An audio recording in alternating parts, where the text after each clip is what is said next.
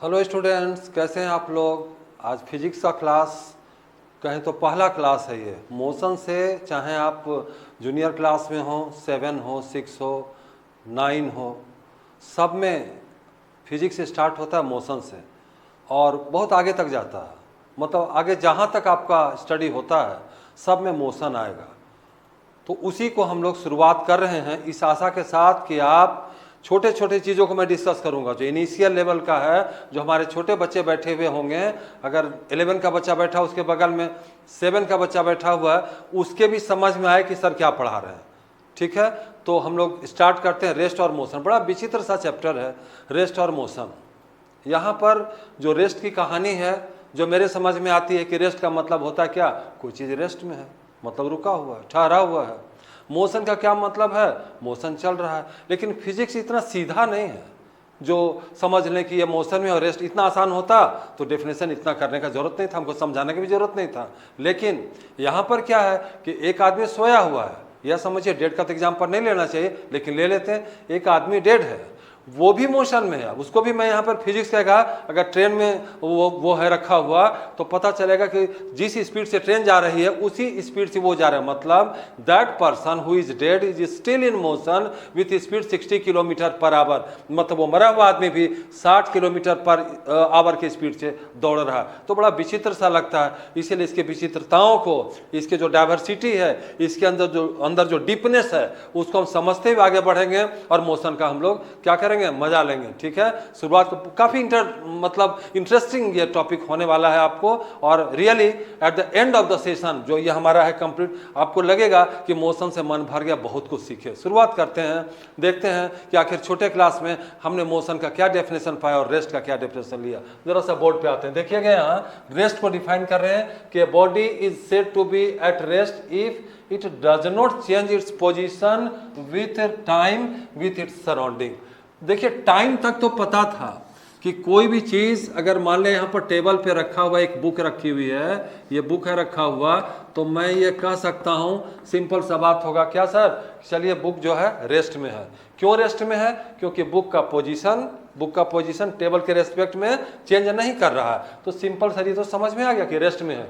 लेकिन नहीं, अब थोड़ा सा हम लोग एडवांस नॉलेज में सोचेंगे। क्या कहता है, टाइम से केवल मत देखिए, आप पोजीशन से भी मत देखिए। एक और इसमें स्पेक्टेटर आ गया, एक नया रोल शुरू हुआ, वो है सराउंडिंग। सराउंडिंग का मतलब व्यूअर, देखने वाला। जैसे इसी एग्जांपल में लीजिए, इसको देखने वाला कौन है। सपोज कि जब नाम, तो अब आजकल बहुत तरह का नाम है, तो आप कुछ ऐसा नाम ले लेते हैं। अब चलिए पुराना नाम को ही लेते हैं। एक कोई नाम है अशोक, जो बैठा हुआ इसको देख रहा है, बुक को, कहा कि रेस्ट में है इसके, ठीक बैठा हुआ यहाँ अपना और देखा कि रेस्ट में है। लेकिन if I just viewed this book from the moon से अगर हम इसको देखें, यहाँ से हम देख रहे हैं यहाँ पर मून है, मून बना दीजिए, ये इस तरह का मून है यहाँ, और इस जगह कोई आदमी अगर इसको जो है फोटो ले रहा है, इस चीज़ को देख रहा है, पिक्चराइज कर रहा है, तो क्योंकि अर्थ पर है ये कंप्लीट जो चीज़ है हमारा, वो अर्थ पे, और अर्थ क्या है, रिवॉल्व कर रहा है। तो रिवॉल्व करने के चलते, जबकि यहाँ पर तो रेस्ट में था, but with respect to the viewer who is at the moon, जो चांद पर है, उसको ये चलता हुआ नजर आएगा बुक। तब वो क्या कहेगा, वो कहेगा सर गलत हो गया, आप जो रेस्ट में कर थे रेस्ट में नहीं, हमारे लिए तो ये मोशन में है। तो बड़ा मुश्किल है, एक कह रहा है कि रेस्ट में है और दूसरा क्या कह रहा है कि मोशन में है। तो बात किसकी माने? कहा कि एक काम कीजिए, ये जो रेस्ट और मोशन का जो एब्सोल्यूट डेफिनेशन है वो समझ रिलेटिव हुआ। इसने जो कहा वो भी सही है, इसने जो कहा वो भी सही है। इसका मतलब एक बात तो पक्का हो गया कि रेस्ट एंड मोशन, बात को समझिएगा, रेस्ट एंड मोशन जो टर्म है हमारा, ये क्या है, आर रिलेटिव टर्म है। तब ये जो रेस्ट है वो रिलेटिव रेस्ट है। ठीक है, कैसे? इसके अनुसार, according to Ashok the book is at rest, लेकिन व्हाट अबाउट द अदर, इसके रेस्पेक्ट में क्या है, ये मोशन में। ये जो टर्म्स हैं ये रिलेटिव टर्म्स हैं। मतलब क्या हुआ सर, नॉट एब्सोल्यूट, इतना बात पता चल गया। ABSO एब्सोल्यूट टर्म हमारा क्या है, ये नहीं है। कोई कंफर्म नहीं कर सकता, कोई कह नहीं सकता कि नहीं नहीं सर आप कैसे कहते हैं ये तो रेस्ट में है, आप इसको मोशन बता रहे, नहीं फिजिक्स उसको मोशन में प्रूफ कर देगा कि मोशन में। इसका मतलब ये हुआ कि रेस्ट और मोशन एग्जिस्ट नहीं करता, ये रिलेटिव टर्म्स हैं। एक बॉडी ये व्यूअर पर डिपेंड करता है बॉडी रेस्ट में है या मोशन में। एक बात थोड़ा सा एडवांसमेंट लाते हैं, इतनी चीज़ों को आपने छोटे क्लास में पढ़ा, पोजीशन विथ टाइम, अब हमने क्या जोड़ा, सराउंडिंग। सराउंडिंग का क्या मतलब हुआ सर? सराउंडिंग में जब बात आती है, जरा गौर कीजिएगा, सराउंडिंग का भाषा हम बदलते हैं। फिजिक्स को सराउंडिंग से क्या लेना देना है? उसने इसके लिए नया नाम दिया रेफरेंस पॉइंट।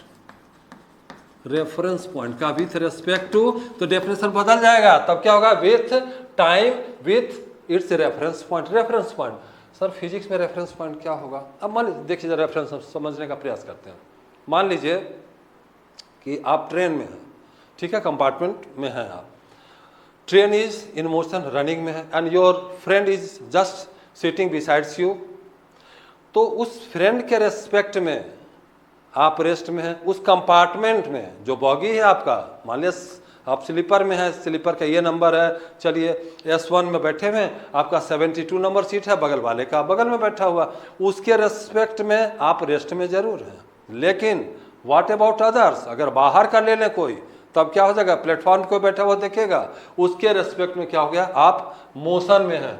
मतलब ये जो रेफरेंस पॉइंट आया वो सराउंडिंग का ही दूसरा एडवांस नाम है, जिसको सराउंडिंग कहते हैं उसी को रेफरेंस पॉइंट कहते हैं। एक बात आती है कि जरा सर रेफरेंस पॉइंट अभी आप जो बोले वो रेस्ट में होगा कि मोशन होगा? देखने वाला जो व्यू करने वाला है, तो ये दोनों हो सकता है। रेफरेंस पॉइंट रेस्ट में भी रह सकता है, जैसे अभी एग्जांपल लिए थे, ध्यान में आओगे आपका, अशोक रेस्ट में था, तो ये रेस्ट में भी हो सकता है रेफरेंस पॉइंट, और मोशन में भी हो सकता है। लेकिन इस रेफरेंस पॉइंट को थोड़ा सा और आगे बढ़ाते हैं, और फिजिक्स में रेफरेंस पॉइंट जो हमारा होगा वो होगा कार्टेशियन कोऑर्डिनेट सिस्टम। वहाँ पर हम उसको एनालाइज करेंगे, ये रहा इस तरह से, और यहाँ पर जैसे एक्स ये ले लिए वाई एक्सिस, और जेड स्पेस में हम लोग आ गए। अब हम लोग स्पेस में आ गए, किसी भी मोशन को, ठीक है, with respect to x y and z we can localized, हम लोग उसको पहचान सकते हैं, उसके पोजीशन को डिटरमिन कर सकते हैं। और देखिए रेफरेंस पॉइंट के एक तरह से, इस तरह समझिए, मान लिया किसी का कोई कहा कि हमारे डी जो है सेक्टर में 48 नंबर क्वार्टर में जाना है, लेकिन कहा कि डी कहाँ पर है, ऐसा इस शहर में डी जो जाएंगे, एक काम है, कोई अगर सिनेमा हॉल होता ना, कोई फेमस सिनेमा हॉल है, ठीक है, तो चलो अजंता सिनेमा हॉल मान लिया किसी शहर में है, तो हम बोले अजंता सिनेमा हॉल के पास जाइएगा ना, वहाँ से उसी के पास में आपको ये डी ब्लॉक दिखाई पड़ेगा, तो ढूंढने में क्या आसानी हो गया। ये जो हमने बताया, एक जिसको बनाया रेफरेंस बताया, इसी को हम लोग सराउंडिंग, इसी को हम लोग रेफरेंस पॉइंट। लेकिन फिजिक्स में हम लोग क्या कहते हैं इसको, कार्टेशियन कोऑर्डिनेट सिस्टम। मतलब this all things which are just changing. कभी हम सिनेमा हॉल का रेफरेंस बनाते हैं, कभी किसी रोड का रेफरेंस बनाते हैं, कभी किसी हॉस्पिटल को रेफरेंस बनाते, कहते हैं उस हॉस्पिटल के बगल में मेरा घर है, ठीक है, ये पोस्ट ऑफिस के बगल में मेरा घर है। पोस्ट ऑफिस क्या हुआ फिजिक्स में, रेफरेंस पॉइंट हुआ। तो इस जगह हम लोग क्या ले लिए, फिजिक्स में क्या होगा रेफरेंस पॉइंट। हम लोग थोड़ा सा एवरीडे लाइफ से, जनरल लाइफ से, अब हम लोग फिजिक्स में इन कर रहे हैं।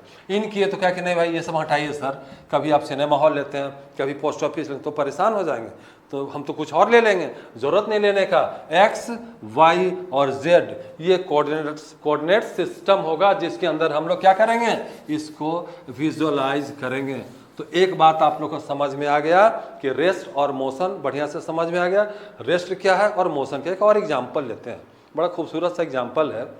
आप ट्रेन में जा रहे हैं, ठीक है, और मान लीजिए ट्रेन ए है, दूसरी ट्रेन बी है, राइट। देखेंगे ऐसा मेट्रोपॉलिटन सिटी में, अब तो generally double line triple line भी है, पहले कम होते थे।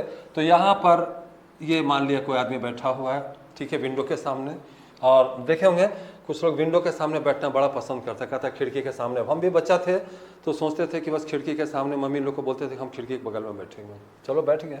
और इधर भी वैसे ही क्यों होगा बच्चा जो यहाँ बैठेगा। अब ट्रेन स्टार्ट है, ट्रेन क्या है, मोशन में जा रही है। अब जब मोशन में है तो ये अगर सेम स्पीड में, तो यहाँ पर बैठा हुआ आदमी, ये बैठा हुआ, दोनों एक दूसरे को देख रहा है, दोनों एक दूसरे को देख रहा है, और ये मूव करी, ट्रेन स्टार्ट होगी, चल रही है ट्रेन। ट्रेन मोशन में है लेकिन ये दोनों आमने सामने है। अब क्या हुआ ये जो यहाँ पर मान लीजिए ये ए और बी क्या है, आमने सामने, तो with respect to B a rest में है, बी के रेस्पेक्ट में ए रेस्ट में, और ए के रेस्पेक्ट में बी भी रेस्ट में है। क्यों रेस्ट में है सर? इसीलिए रेस्ट में है कि with respect to time, time बढ़ रहा है आगे, लेकिन ये इसका पोजीशन क्या है, फिक्स है, सराउंडिंग के साथ ये अटैच्ड है, दोनों ट्रेन के साथ अटैच्ड है, और दोनों की स्पीड क्या है, दोनों मतलब उसी स्पीड से जा रहा है। तो थोड़ा देर तक इसको देखा, जैसे स्पीड बढ़ेगी दोनों अलग अलग हो जाएगा। तो इस तरह जबकि मोशन में है, हम लोग क्या कर रहे हैं, both the person who is in train A at the window, ठीक है, इज एट रेस्ट, और ये भी बी भी ए के रेस्पेक्ट में बी रेस्ट में है, लेकिन वास्तव में रेस्ट में है क्या, नहीं है। तो बड़ा कन्फ्यूजिंग सा लगता होता है। फिजिक्स की दुनिया अलग है, इसकी समझ अलग है। आप पढ़े होंगे छोटे क्लास में, वर्क डन, थोड़ा सा उसका हम चर्चा कर लें। एक बच्चा है, गोद में लिए हुए हैं आप, या स्टडी कर रहे हैं आप, 4 घंटे के बाद कहते क्या है, मम्मी हम बहुत थक गए, आज हमसे कोई काम नहीं हो। क्यों? कहा कि हम इतना देर स्टडी किए। फिजिक्स क्या कहता है, आप कुछ नहीं किए, नो वर्क इज डन। उसका वर्क का अलग परिभाषा है। हम बहुत काम किए, आज हम बहुत पढ़े। फिजिक्स क्या कहता है, आपने कोई काम नहीं किया। तो इसकी जो दुनिया है फिजिक्स की, वो एक अलग ढंग से लेकर के चलती है। हम उसी दुनिया में धीरे धीरे आपका हम फिजिक्स का प्रवेश कर रहे हैं। चलिए, तो आपने रेफरेंस पॉइंट जाना और ये जाना। एक बात है क्या, छोटा सा टर्म, फिर वही बात, डिस्टेंस और डिस्प्लेसमेंट की बड़ी चर्चा है। इसके आगे अगर कोई टर्म आता है रेस्ट मोशन के बाद, ठीक है, तो वो है आपका डिस्टेंस को जरा सा सर बताइए, छोटे क्लास में भी पढ़े हैं सर, और डिस्प्लेसमेंट भी जरा सा बता देते तो एक बार क्या होता, पूरा ख्याल आपको दोबारा दिमाग में आ जाता। क्योंकि फिर आपसे बड़े क्लास में छोटा भाई पूछेगा डिस्टेंस डिस्प्लेसमेंट में डिफरेंस बताओ, क्या हम बता दें, कोई नहीं भी बता सकता है। तो मैं आपको एक बार दोबारा उसी दुनिया में लेकर चलता हूं जहां डिस्टेंस और डिस्प्लेसमेंट की पढ़ाई आपने शुरू की थी। डिस्टेंस क्या है, कोई आदमी है, सपोज कीजिए, ये मोशन के टर्म हम समझा रहे, चला ये यहाँ पर गया, इतना डिस्टेंस ट्रेवल किया, मान लिया 5 किलोमीटर इधर गया, ठीक है, और आगे यहाँ पर मान लिया 2 किलोमीटर। तो अगर मैं पूछूं कि कितना डिस्टेंस कवर किया, तो आप सीधा सा बोलेंगे क्या है सर इसमें, डिस्टेंस मतलब 5 + 2 7 किलोमीटर। क्यों बोले 7 किलोमीटर, डायरेक्शन तो चेंज कर गया। तो डायरेक्शन से डिस्टेंस को कोई लेना देना नहीं है। अभी हम स्केलर वेक्टर नहीं पढ़ाएंगे, वो वेक्टर अलग से हम एक पोर्शन शुरू करेंगे जिससे स्केलर वेक्टर की चर्चा होगी। फिलहाल हम बात करें डिस्टेंस क्या हुआ, द लेंथ ऑफ पाथ, जितनी लंबाई है, हमको कोई मतलब नहीं डायरेक्शन किधर भी बदला, उसी को डिस्टेंस कहते हैं। तो बड़ा छोटा सा में हम एकदम इसको लिखते हैं, क्या के लिखेंगे, केवल लेंथ ऑफ पाथ, इसी को हम लोग कहते हैं डिस्टेंस, कुछ नहीं, irrespective of the direction where the body is going और the person is going. Physics में कहेगा पर्सन और बॉडी देखते ही हैं, फिजिक्स को तो लाइफ से लेना देना नहीं है। ये हर चीज को क्या मानता है, body object, you are object, table is object, सब कुछ ऑब्जेक्ट है, ठीक। तो length of path followed by body, जितना बॉडी कवर किया लेंथ, उसी को डिस्टेंस कहते हैं। लेकिन सर अब इसमें बड़ा विचित्र सा आपको नजर आएगा, डिस्प्लेसमेंट का बात कीजिए सर। डिस्प्लेसमेंट जरा सा देखिए, ये रहा इस तरह से 4 किलोमीटर इधर ट्रेवल किया, ठीक है जी, और गया यहाँ पर 3 किलोमीटर। अब जरा नई कहानी शुरू हो गई, अब वेक्टर दिमाग में घुसने लगेगा। क्यों सर, क्योंकि इसका इनिशियल कहाँ से शुरू किया, यहाँ से शुरू किया, कहाँ तक पहुँचा, ये फाइनल पोजीशन, यहाँ इनिशियल पोजीशन और ये फाइनल पोजीशन, राइट। जब भी डिस्प्लेसमेंट का हम चर्चा करेंगे, जहाँ कहीं होगा, हम लोग दो ही बात पर विचार करेंगे, कहाँ से शुरू किया और कहाँ पर खत्म हो रहा है, बस। और उसके बाद एक लाइन को ड्रॉ करेंगे, शॉर्टेस्ट पाथ। शॉर्टेस्ट पाथ किसको कहते हैं, परपेंडिकुलर डिस्टेंस। इन दोनों के बीच में ऐसे भी हो सकता है, ये नहीं, ये हमको नहीं लेना, ये तो घूम करके इस तरह से गया, एकदम shortest path in specified direction, direction from initial to final. मतलब क्या लेना है डिस्प्लेसमेंट में, पहला चर्चा समझ में आ गया कि सर आप बताए शॉर्टेस्ट पाथ, एक चीज शर्त है डिस्प्लेसमेंट की, और डायरेक्शन भी होगा इसमें, कहां से, initial to final, initial to final. ये डायरेक्शन में मतलब अगर हम ले लें, इसका नाम दे ए बी और सी, तब क्या होगा, ये डिस्प्लेसमेंट ए सी, तो हो जाएगा आपका डायरेक्शन क्या होगा, डायरेक्शन के बारे में लिखूंगा कि कितना हुआ, डायरेक्शन हो गया फ्रॉम ए टू सी। लेकिन एक सवाल तो फिर भी बचता है कि सर डायरेक्शन तो बता दिया, वैल्यू तो बताए नहीं। सर वैल्यू में कुछ रखा हुआ क्या, छोटा वाला बगल में जो बैठा हुआ आपका भाई, वो कहेगा तेरी इतना देर भैया क्यों कर रहे हैं, 4 किलोमीटर 3 किलोमीटर 7 हुआ, उसका ख्याल उतना ही है, उतना ही समझ है। आप कहेंगे नहीं नहीं नहीं 7 नहीं हुआ, अभी तो बोले सर यहाँ से यहाँ ये वाला लेना, ये नहीं लेना, कैसे गया, ये तो डिस्टेंस हुआ भाई। तो डिस्प्लेसमेंट क्या होगा, तो डिस्प्लेसमेंट हो जाएगा पाइथागोरस थ्योरम का अप्लाई कीजिए, 4 स्क्वायर प्लस 3 स्क्वायर क्या हो गया 25 और 20 तो ये 5 आ गया। ओ सर ये तो गजब हो गया सर, ये 4 + 3 5 भी हो सकता है, फिजिक्स में होगा 4 + 3 1 भी हो सकता है, ठीक है 4 + 3 1 होगा, क्यों, उल्टा में हम माइनस कर देंगे तब 1 हो जाएगा। तो इससे हमको ये पता चला कि ये 5 किलोमीटर, ये हम इसको क्या कर रहे हैं, लिखेंगे इस तरह से 5 किलोमीटर टुवार्ड्स AC। सर इतना लंबा लिखने में अच्छा नहीं लग रहा है, थोड़ा छोटा रास्ता नहीं बता सकते थे आप, तो लो लिखो 5 किलोमीटर और यहाँ पर AC हो गया, मतलब हम ए से कहाँ जा रहे हैं, C के तरफ। तो आपके ध्यान में डिस्टेंस और डिस्प्लेसमेंट आ गया। किस बात को गौर किए, हम लोग गौर किए इसमें कि इसमें डायरेक्शन लिए, ध्यान रखें किधर किधर गया वो नहीं, हम लोग क्या ध्यान में रखे हैं, इनिशियल और बार बार कर रहे हैं, गौर करना कितना चेंज किया। जैसे मान लिया पाथ यहाँ से शुरू करता है कोई, इधर गया, यहाँ गया, यहाँ गया, यहाँ गया, यहाँ आया और लास्ट में यहाँ आ गया मान लीजिए, ठीक है। अब जरा इसमें देखिए कि क्या है, इनिशियल कहाँ पर है, जहाँ शुरू किया, यहाँ से शुरू किया और फाइनल भी यही है। अब क्या होगा सर, अब क्या होगा सर इसमें, तो ये आपका क्या हो गया, इनिशियल और फाइनल के बीच में डिस्टेंस 0। तब आप क्या लिखिएगा सर, डिस्प्लेसमेंट ज़रा बताइए। तो यहाँ तो आप लिख दिए ऐसे, ये तो वही पोजीशन आ गया, हम लिखेंगे क्या, तब यहाँ पर लिखना पड़ेगा 0, ठीक है 0 किलोमीटर में, अगर किलोमीटर में है राइट, और 0 किलोमीटर इसका डिस्प्लेसमेंट, और नाम तो देना पड़ेगा, तो नाम क्या दीजिएगा, क्योंकि उसी में लौट आया है, सेम पोजीशन में लौट कर आ गया है। तो इस जगह देखिएगा जरा, गजब का चीज़ है भाई, अब बड़ा कन्फ्यूजिंग है, समझ में नहीं आता सर नाम कैसे दीजिएगा आप जरा बताइए। तो यहाँ तो AC लिखे, तो एक काम कीजिए ना आप यहाँ A लिख दीजिए, ये कैसे लिख सकते हैं भाई, तो सीधे पड़ेगा यहाँ पर, यहीं पर वेक्टर पड़ जाएगा।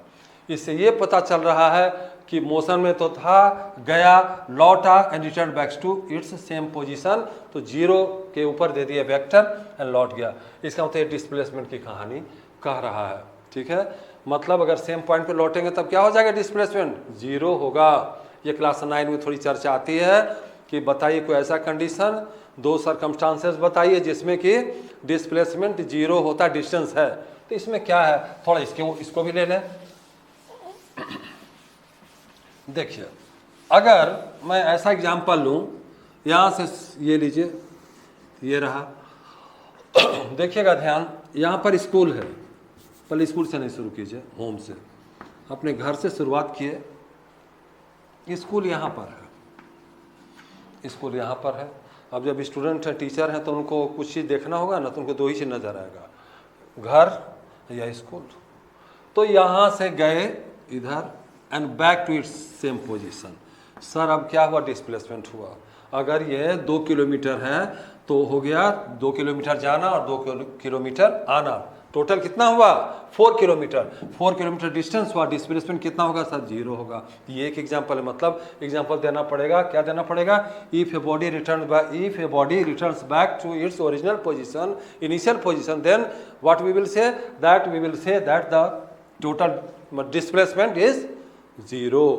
दूसरा भी एग्जांपल ले सकते हैं, अगर कोई बॉडी सर्कुलर ट्रैक पे है, यहाँ से शुरू किया अपना जर्नी है और ये घुमा घुमा इस तरह से, ऐसा भी होता है, कुछ इस तरह का रहता है ग्राउंड वगैरह, आप एक चक्कर लगाए और यहाँ पहुँच गए, तो फिजिक्स क्या कहेगा, कितना चले आप, डिस्प्लेसमेंट के टर्म में 0, आपका 0 हो गया। और डिस्टेंस पूछे तब कहेगा सर डिस्टेंस बताइए जरा सा, फॉर्मूला भूल गए, 2πr, रेडियस मालूम रहेगा तो हम उससे कैलकुलेट कर लेंगे।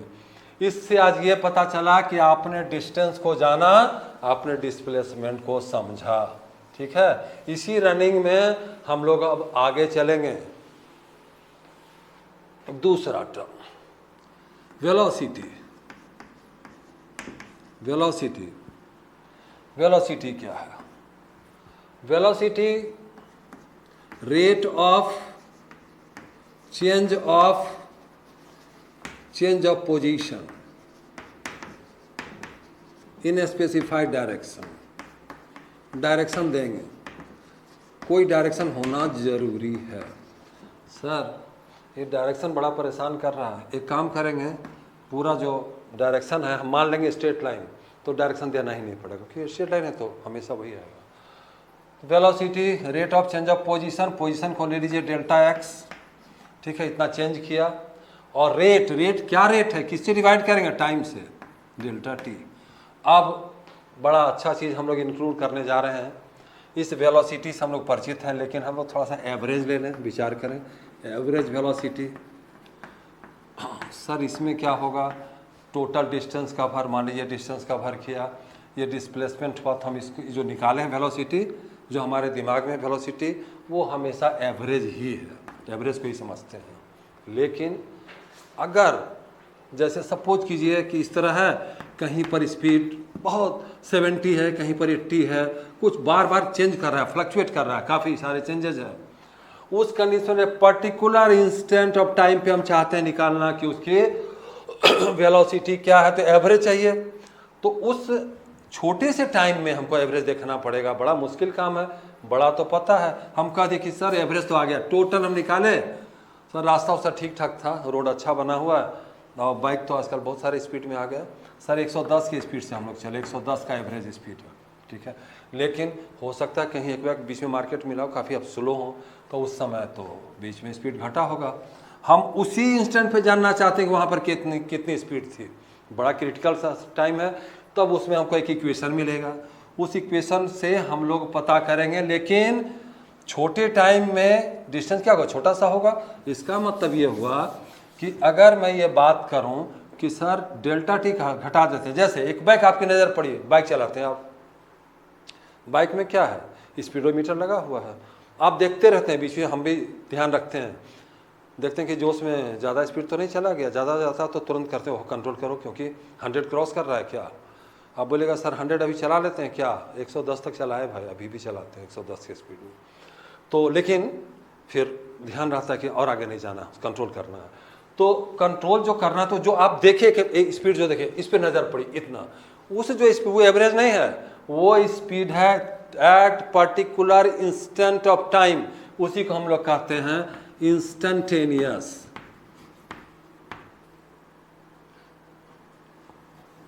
इंस्टेंटेनियस वेलोसिटी या स्पीड जो कहिए, क्योंकि स्ट्रेट लाइन में ही जा रहे हैं, तब क्या होगा सर, टाइम तो बहुत छोटा हुआ, तो जरा से स्टाइल में ऐसे आएंगे, delta x upon delta T, और टाइम बहुत छोटा है, इंस्टेंटेनियस को दिखाना है, तो ये इससे फर्क होना चाहिए। तब हम लिखेंगे यहाँ पे लिमिट, लिमिट क्या होगा, delta t tending to 0, time बहुत छोटा होना चाहिए।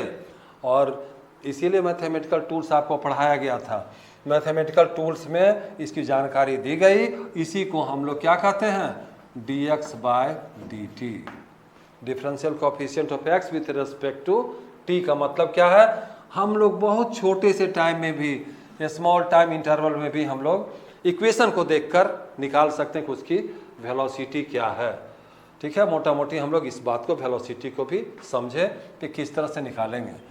इसी तरह का अगर बात करें एकदम सिंपल सा लेकर, तो चलते हैं एक्सेलरेशन को भी डिस्कस कर लेते हैं, एकदम इन शॉर्ट टर्म में चलेंगे, भागेंगे तेजी से ही। एक्सेलरेशन सर ये क्या है, एक्सेलरेशन किसी को समझाया जाए, बड़ा सा टर्म लगता है, कैसे कोई फार्मूला वार्मूला है क्या एक्सेलरेशन के लिए, भाई फार्मूला की बात क्या क्या करें, आप यूज़ करते हैं डेली एक्सेलरेटर, एक्सेलरेटर लगा हुआ आपका, क्या करते हैं आप बाइक में या कार में, आप एक्सेलरेटर का इस्तेमाल करते हैं। तो एक्सेलरेटर क्या किया, स्पीड को पिकअप किया, बढ़ाया, उल्टा ब्रेक लगाए, डी एक्सेलरेटर हो गया, ब्रेक जैसे लगाए स्लो डाउन होगा। तो एक्सेलरेटर से ही ये मेरा एक्सेलरेशन टर्म बना है, सिंपल सी बात है भाई। अब थोड़ा शॉर्ट भी कर लें, change in velocity by change in time, rate of change of velocity with time को ही हम लोग क्या कहते हैं, एक्सेलरेशन। और फिर ये हटा दें, फिर हम लोग इसको क्या लिखेंगे instant, d v by d t. अब मेरा मन भर गया, अब हम छोटे क्लास से पार कर गए, अब हम बड़े क्लास में इन कर गए हैं, ठीक है। अब आपका छोटा वाला जो भाई होगा बगल में बैठा हुआ उस समय, अब वो रास्ता पकड़ लेगा, अब ये समझ में नहीं आ रहा है, अब हम हटते हैं, तो कोई दिक्कत नहीं है, उसमें से साथ में था, अब कहाँ पर है, अब हम लोग थोड़ा सा आगे बढ़ रहे हैं और कैलकुलस का यूज कर रहे हैं। अब थोड़ी सी बात हम लोग कर लें आगे स्टेप का। चलिए, दो फार्मूला ही केवल इस चैप्टर में यूज करना है मोशन में। पहला नंबर फार्मूला कि वेलोसिटी इज इक्वल टू होगा dx बाई dt, इसका यूज करेंगे। नाउ हम लोग क्लास 11 में इन कर रहे हैं। वेलोसिटी इज इक्वल टू क्या होगा, dx बाई dt। दूसरा फार्मूला होगा acceleration is equal to dv upon dt। दो ही फार्मूला हमको आना चाहिए। ये सर डिफ्रेंशिएशन का पूरा ख्याल नहीं, भूल गए, तो अब क्या करेंगे, तो भाई पूरा का पूरा डिफ्रेंशिएशन कुछ भी देखने का जरूरत नहीं, वो फार्मूला मैं ये लिख देता हूँ। एक फार्मूला डिफ्रेंशिएशन का याद करना है और एक इंटीग्रेशन, काम तमाम। सर वही दोनों बता दीजिए, कौन उतना 40 फार्मूला पढ़ेगा। तो देखिए एक फार्मूला यहाँ लिख रहे हैं, एक ही फार्मूला का यूज होगा इंटीग्रेशन में, वो है x raise to the power n और dx होगा तो इसका वैल्यू आ जाएगा x n plus 1 divided by n plus 1 और प्लस c। ये c परेशान करे मत होइएगा इससे परेशान, क्यों, इस कांस्टेंट का स्पेशल वैल्यू निकालने के लिए हमारे पास कई ऐसे कंडीशंस आएंगे जब हम लोग सी को करेंगे, देखेंगे। अभी इसका कोई समझ ही है ही नहीं। ठीक, ये समझ में आ गया।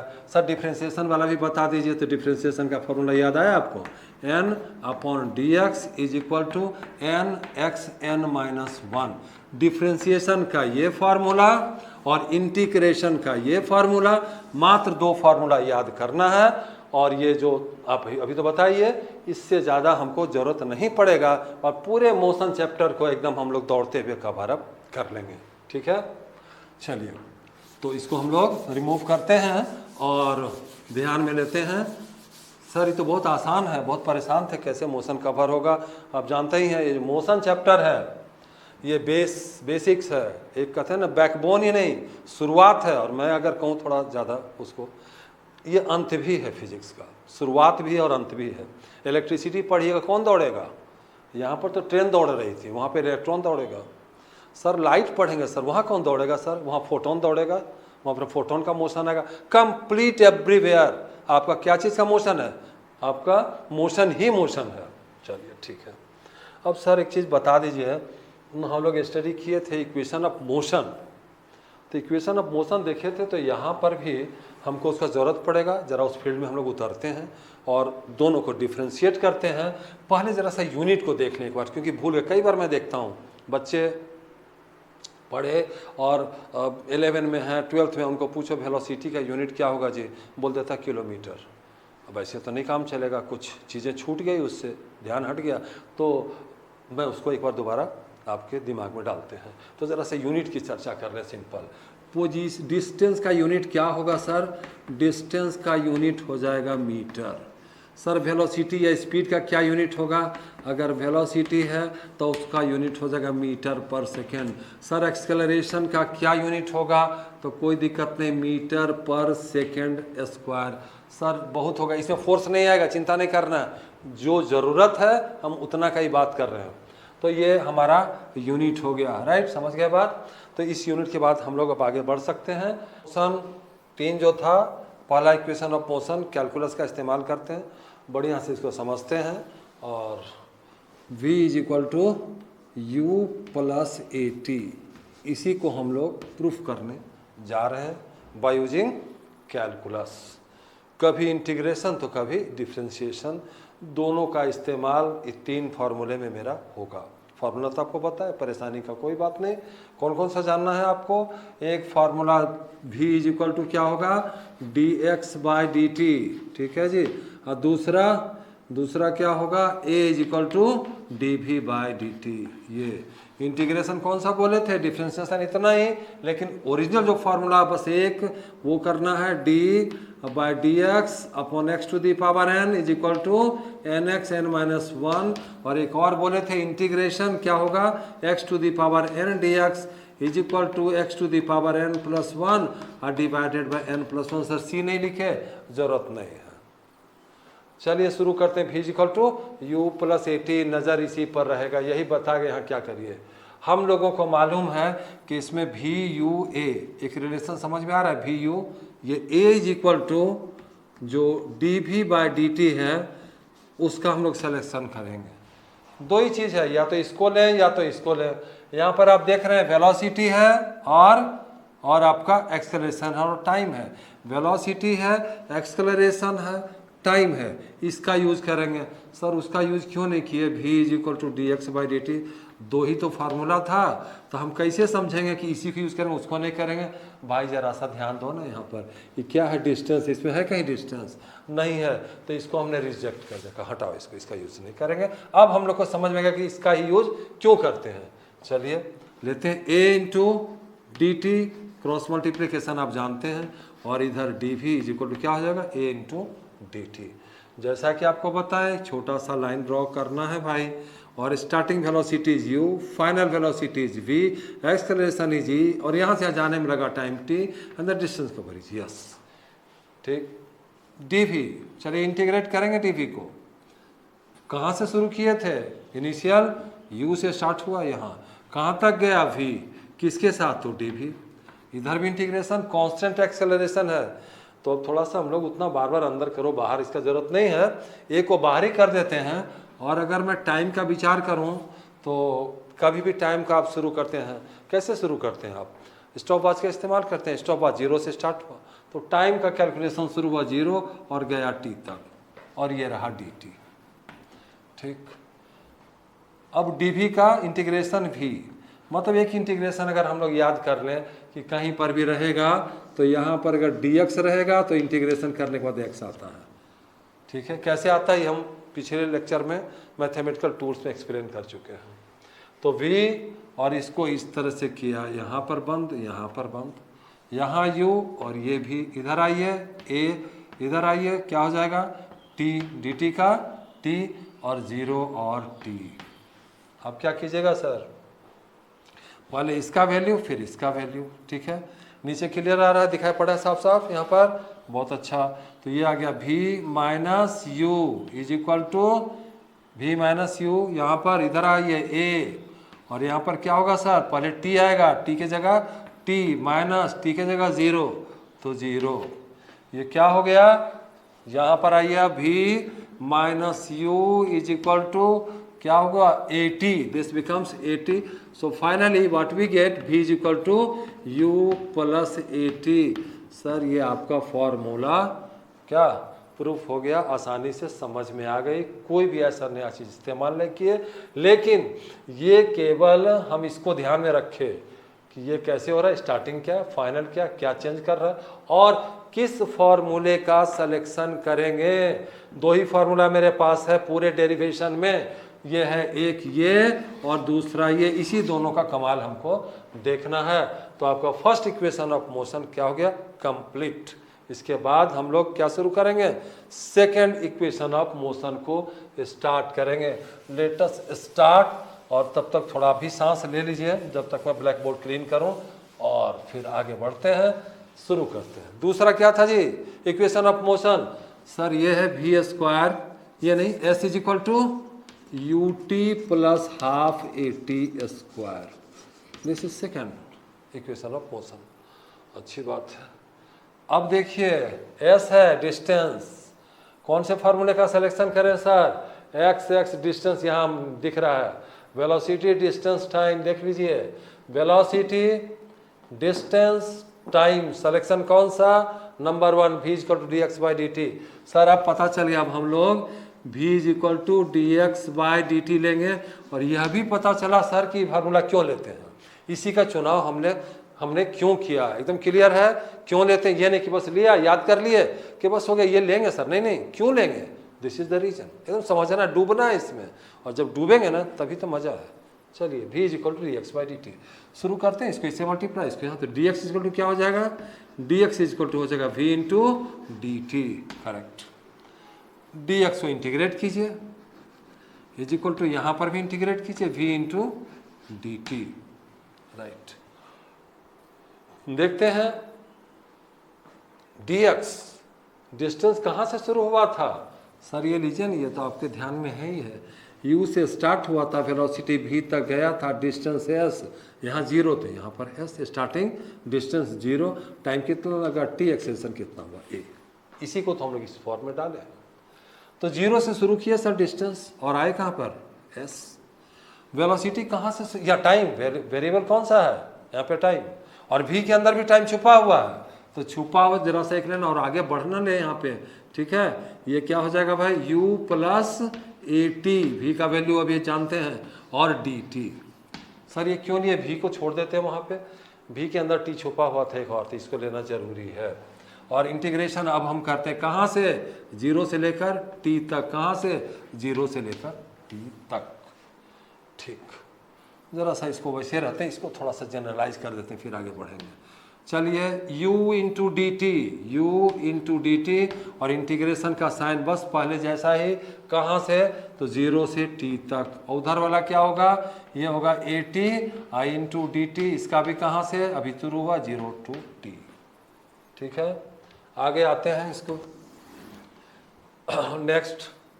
चलिए ज़रा कांस्टेंट को बाहर कीजिए, इनिशियल वेलोसिटी u, यहाँ पर 0 t, वेरिएबल कौन t, इसीलिए t, तो यहाँ पर आ गया dt प्लस, यहाँ पर देखिए a फिक्स बाहर कीजिए, वेरिएबल कौन, टाइम वेरिएबल है, यही वेरिएबल बताता है, तो t into d t. Sir ये छोड़ दिए, ये वाला नहीं, यहाँ भी देना है 0 और t, dx का x, dt का t, यहाँ तो पता ही क्या करेंगे। चलिए dx का x, तो शुरू करते हैं, dx का x, और ये रहा इधर dx का x, s 0 lower limit upper limit s is equal to, now come here u dt का t, तो u dt का t है तो t, और कहाँ से, 0 से t, प्लस, तो प्लस a, और what about this T square upon 2, T का होगा, ठीक है, क्या होगा, कौन सा फॉर्मूला लगा रहे हैं यहाँ पे, ये पहुँचे यहाँ पे, देख रहे हैं, बस, तो ये आ गया आपका, आ गया टी स्क्वायर अपॉन 2 और limit from 0 to t। Now proceed here, x के जगह यहाँ पर s, तो ये आ गया आपका s minus 0 is equal to u into t minus 0, ठीक है, t माइनस 0 प्लस a, सर 2 क्या कीजिएगा, 2 को नीचे रखने दीजिए, आपको क्या परेशानी है सर, 2, और यहाँ पर टी स्क्वायर माइनस 0, पहले टी स्क्वायर फिर ये 0, राइट, ये रहा, मतलब ये हुआ, this implies what we get, s is equal to u t plus a t square by 2। कुछ दिखा क्या सर, आपका काम तो हो गया, अब क्या देखना, s is equal to u t plus half a t square. ये फॉर्मूला आपके समझ में अच्छे तरीके से आ गया होगा। सिंपली हम लोग प्रूफ किए, कहाँ से शुरुआत किए थे, इसको जरूर लिए थे यहाँ, ये पिक्चर क्लियर था तब हम लोग आगे बढ़े। एक बार फिर रिमाइंड कराएंगे सभी बच्चों के लिए, बस इसको हमेशा बस उलट पलट करते रहना, यही डिफ्रेंसिएशन, ये इंटीग्रेशन, बस इसी में पूरा समाया हुआ है। लास्ट जो आपका कौन सा है, थर्ड इक्वेशन ऑफ मोशन पर हम लोग प्रोसीड करने वाले हैं। चलिए देखते हैं थर्ड का क्या होगा।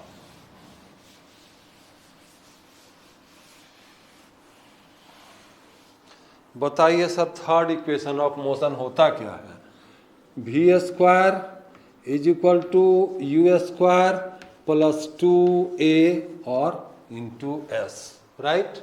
यहाँ पर हम लोग देखते हैं एक्सेलरेशन का कौन सा फार्मूला था सर, ये तो याद ही है, dv बाय dt।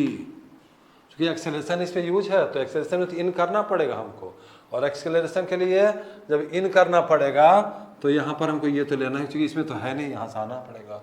लेकिन गौर कीजिए यहाँ पर डिस्टेंस भी है, यहाँ तो डिस्टेंस है नहीं सर, अब क्या कीजिएगा, डिस्टेंस तो दिया नहीं। याद कीजिए मैथमेटिकल टूल्स, कौन सा, तो आपको चेन फार्मूला, चेन रूल, जिसको हम रेशियो फार्मूला भी कह रहे थे, उसका इस्तेमाल करने वाले हैं। सर नहीं है तो डाल दीजिए ना, dv upon dx into dx upon dt। आ गया dx नज़र में, जो ये है वही ये है, क्योंकि ये कैंसिल होगा, after all we will get the same expression. Now come here, dv upon dv upon dx into dx by dt मालूम है v होता है, और ये रहा a, ठीक। अब यहाँ पर हम कर सकते हैं क्रॉस मल्टीप्लिकेशन, राइट, तो a into d x is equal to क्या हो जाएगा, v इंटू डी वी होगा। ठीक है, और अब इंटीग्रेशन, साइन ऑफ इंटीग्रेशन, ए को बाहर कीजिए कांस्टेंट, dx को लीजिए। ठीक है, कहाँ से शुरू किया है मेजरमेंट, सिंपल सी बात, कहाँ शुरू किए थे, u तो ये v तो ये t तो ये a, राइट, और ये s, शुरुआत कहाँ से हुआ, s का शुरुआत 0 से हुआ, this is starting. What about this, ये आपका s रहा, is equal to v into d v. इसमें कहाँ से शुरू हुआ वेलोसिटी, बोले सर ये तो आसान सा काम है, वेलोसिटी शुरू हुआ स्टार्टिंग u से गया v तक, a dx, dx का x, सर a यहाँ ये छूट भी जाए तो कोई बात नहीं है, x यहाँ लिए 0 to s is equal to, ये क्या हुआ v स्क्वायर, ठीक है, v स्क्वायर बाय 2, और इधर u और ये v, a यहाँ जाते हैं इस जगह, a इंटू पहले कौन सा s minus 0 is equal to ये पोर्शन v स्क्वायर, तो v square minus u square upon 2 नीचे था 2 नीचे ही है, a s is equal to v square minus u square by 2, तो v square minus u square is equal to 2as। ठीक है, दिस इम्प्लाइज, कभी कभी तुम यहीं रुक सकते हैं, ये भी प्रूफ है इसका, नहीं तो कुछ बुक में आगे बढ़ते हैं, एक ही बात है, v square is equal to u square plus 2as। इस तरह से हम लोग इसका जो इक्वेशन ऑफ मोशन था उसका हम लोग डेरिवेशन कैलकुलस से किए। एक बात आपका क्वेश्चन होगा कि सर ये तो समझ में आ गया, लेकिन एक प्रॉब्लम है, आपने पूरे चैप्टर में ग्राफ को तो डिस्कस किया ही नहीं, तो ग्राफ के लिए कंप्लीट एक सेपरेट, मतलब बिगिनिंग लेवल से और अपर लेवल तक हम एक अलग से, इसके बाद आपका क्लास होगा उसमें मैं डिस्कस करूँगा। ठीक है, तो अगले क्लास के लिए फिर हम मिलते हैं, और ज़्यादा से ज़्यादा अपने जो फ्रेंड्स हैं, स्टूडेंट्स जो आपके फ्रेंड हैं, उनको वीडियो भेजिए, कहिए सब्सक्राइब भी करेंगे, उसको देखें भी, क्योंकि मेरा मेन जो इंटेंशन क्या है कि ये जो नॉलेज है, ये जो समझाने का तरीका है, ये जो फिजिक्स का जो कह रहे हैं ना बार बार कि समझने का, एक बार समझेंगे तो रुचि होगी, उसका ज़्यादा से ज़्यादा लोग लाभ उठाएं। फिर हम लोग नेक्स्ट क्लास में मिलते हैं जिसमें हम लोग ग्राफ डिस्कस करने वाले हैं। ठीक है, ओके, थैंक यू।